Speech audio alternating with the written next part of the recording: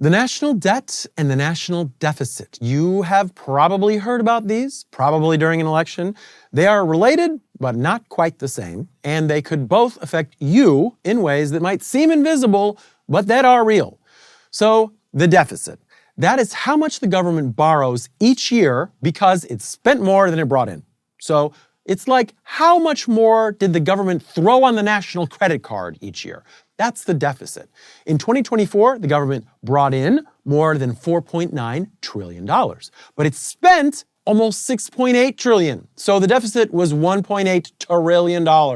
That yearly add-on to the government's credit card bill has been mostly growing for a decade. The last year the government did not spend more than it brought in was 2001. Now, if the deficit is how much the government throws on the national credit card each year, the national debt is the whole unpaid bill. Years and years of deficits add up to be the debt. It is a lot bigger. The national debt was a little under $29 trillion in 2024. For comparison, the size of the entire U.S. economy, U.S. gross domestic product, was a little over $29 trillion that year. So the national debt was closing in on 100% of GDP. About 13% of the national budget went to paying interest on the debt. That's more than goes to national defense. Now, one question people ask a lot is, who do we owe this debt to? Is it like a credit card company or is it some kind of loan? So the way that it works is that the government borrows money by printing treasuries. These are like IOUs. It's a piece of paper that says if you lend the government $100, you'll get it back plus interest after a few months or years. And it sells these. Now, who buys them?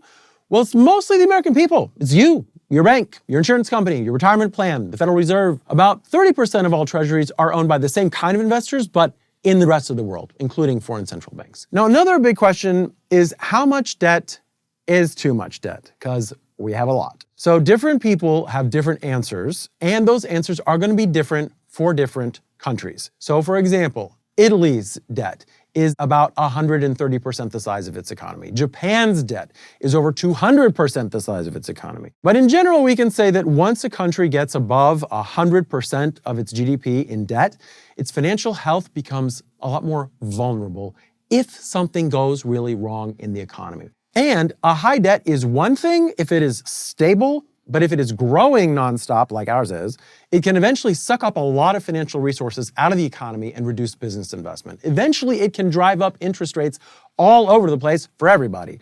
There will come a time when too much debt is too much debt.